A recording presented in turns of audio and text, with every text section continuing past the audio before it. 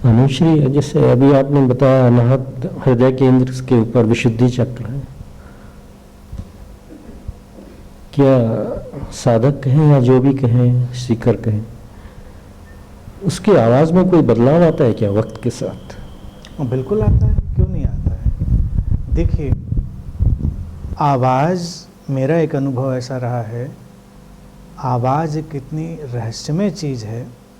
अगर आप बहुत अवेयरनेस आवाज़ के ऊपर पैदा करें तो किसी की आवाज़ से ही आप बहुत कुछ समझ सकते हैं कि व्यक्ति के अंदर क्या चल रहा है, उसकी अवस्था क्या है, हिंसा है, प्रेम है, घृणा है, ईर्ष्या है, क्या है।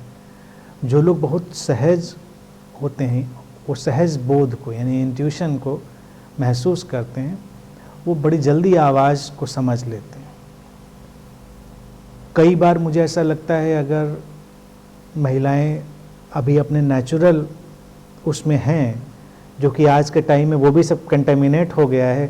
ऐसा कहना बहुत उचित नहीं रहता कि महिलाएं ज़्यादा इंट्यूटिव होती हैं पुरुष, क्योंकि महिलाएं भी पुरुष होने की तरफ बढ़ रही हैं। पुरुष मतलब सब गड्ढ-मड्ढ हो गया है आजकल के टाइम में।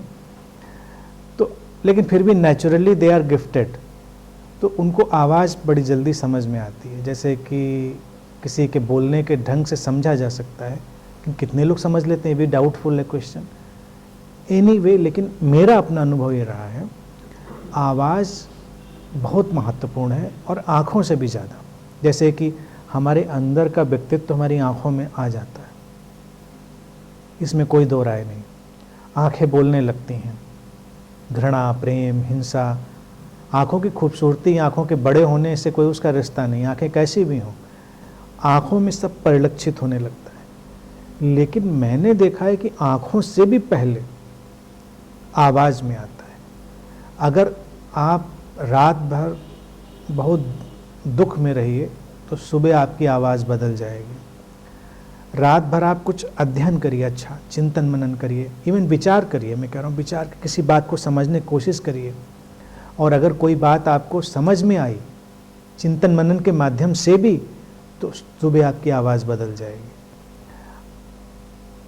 अब यही चीज़ किसी भी पहलू पर, ध्यान घटा तो व्यक्ति की आवाज़ बदल जाएगी, बोध घटा उसकी आवाज़ बदल जाएगी, बोध की गहराई घटेगी आवाज़ बदल जाएगी। यानी कि बोध घटा, फिर बोध घटना एक ऐसी चीज़ होती है जिसके लेवल्स हमेशा बदलते रहते हैं, वो स्टैटिक नहीं है।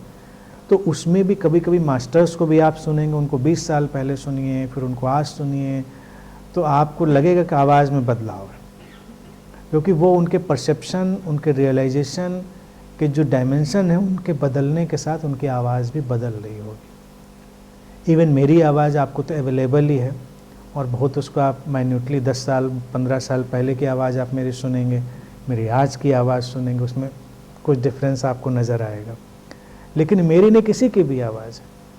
तो जब भी किसी की बात सुनी, फ़ोन पर भी इवन इंसान हेलो भी कहता है, अगर आप बहुत अलर्ट और अवेयर हैं, आप समझ जाएंगे व्यक्ति के अंदर क्या चल रहा है।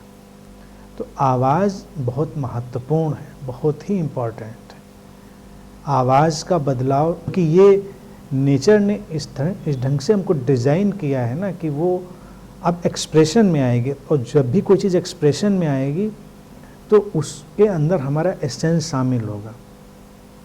हमारे अंदर देखिए, कोई भी चीज़ एक्सप्रेशन को बहुत डिज़ाइन नहीं कर रही है डिस्टिंक्टिवली। हाथ उठाएं, हम ऐसे उठाएं, ऐसे उठाएं, हाथ तो बिल्कुल जैसा फिक्स्ड फ्रेम में है वैसा ही रहेगा। आवाज़ में बदलाव हो सकता है। फिर आँख में, आँख तरल है, लिक्विड है, आँखों से हम बोलते हैं, आँखों में बहुत कुछ होता है, आँखों में कितने इशारे हो जाते हैं। तो ये दोनों चीज़ें एक्सप्रेशन दे रही। कान में तो कोई बदलाव नहीं होगा, यानी कोई व्यक्ति क्रोध में है या वैसे है तो कान देख के आप क्या जानेंगे उसको क्या हुआ। हाँ, नाक देख के कभी कभी थोड़ा बहुत पता चल जाता है, किसी किसी की नाक फूल जाती है या नाक पे कुछ आता है। हाँ, थर्ड इम्प्रेशन नाक पे कुछ आता है, कि किसी की नाक देख के लग जाता है कि डरा हुआ है या एंगर में है या किस चीज़ में है। बाकी आप किसी भी शरीर के हिस्से को देखकर कुछ जज नहीं कर सकते।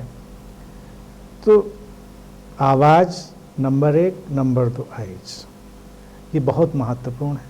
और इंसान के बदलाव के साथ उनमें बहुत बदलाव आता है।